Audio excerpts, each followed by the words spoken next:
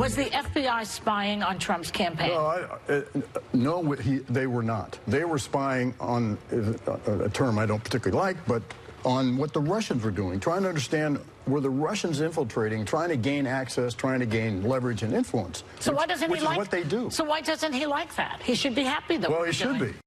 Let's bring in Michelle Malkin. She's the host of Michelle Malkin Investigates on CRTV. Hey, Michelle.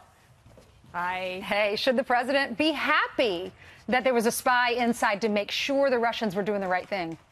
Yeah, so according to Joy Behar, President Trump should be sending flowers and cookies to all of these folks who were essentially hijacking our intelligence and law enforcement agencies to turn those institutions into what I consider a massive voter disenfranchisement program. This is really what's at stake here, and why I believe our president is absolutely correct that Spygate could turn out to be the most scandalous thing that has happened in Washington in American history, because this was not about protecting the Trump campaign, as James Clapper noxiously tries to argue on TV and everywhere else. This was about upending a presidential candidate and trying to delegitimize him, which is what they've been doing ever since he took office. Right. It is absolutely alarming. And where is the left? I mean, these are the people that balked at the idea of the FBI sending informants and infiltrating, for example, the anti-war movement. The ACLU was all over that. And now here they are trying to call spying something other than spying, looking the other way, and expecting that President Trump should be grateful for what happened? No, I know. The president also referred to Mr. Clapper as a lying machine who now works at CNN. But remember, he famously, when Senator Wyden was asking him about the NSA program, he said, nope, we don't collect data on millions, hundreds of millions of Americans. He later said that the answer he gave was the least untruthful one he could give. But then he later said, well, it all depends on what your definition of collection is. And now he says he didn't tell a lie. He was confused about the programs. He's got a million stories.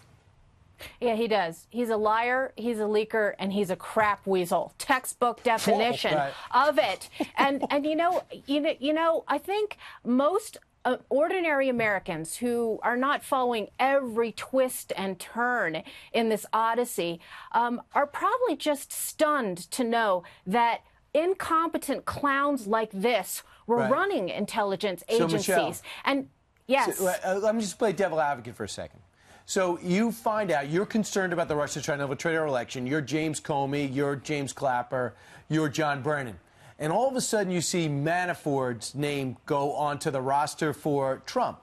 And then comes Carter Page, go to the roster for Trump. And then Papadopoulos comes out. So they have tangential type of links with the Russia or Ukraine in that area. So they decide to put someone in to try to hear what's going on and try to elicit the information that they bring to the campaign.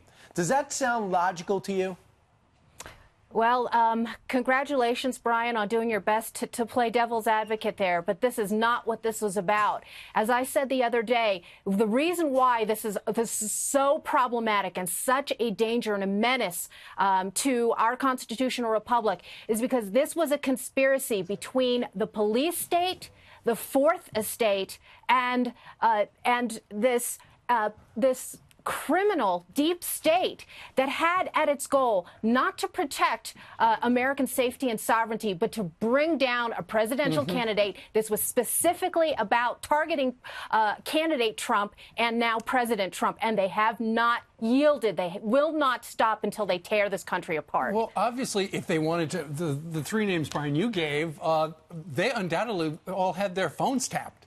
You know, the NSA can surveil that kind of thing. We don't know for sure that that has happened, but we know that a FISA warrant was obtained for Carter Page a number of times. And suddenly, Michelle, when the president over a year ago tweeted out, well, you know, I was wiretapped, now you're starting to see where that came from. Yeah, and see, here's the difference between the Bush years and the Obama years. And remember that the left was up in high dudgeon, and the New York Times was leaking like a sieve, using all of these sources to bring down the Bush administration when it was using these kinds of programs for legitimate purposes, to try and protect us from terrorism. And what happened is it morphed into a program where our intel and law enforcement agencies were hijacked for partisan purposes. And the fact that you have Clapper on CNN and Brennan and all of these bilious blabbermouths, as I call them, it is conduct that is unbecoming of people who were once in charge of our intelligence agencies that were meant to protect American citizens. Well, something about the investigation is hitting a nerve because Brennan's unhinged. Clapper seems desperate and more befuddled than usual. And we'll see who else. James Comey suddenly has disappeared. Michelle, thanks so much. Thanks, Michelle.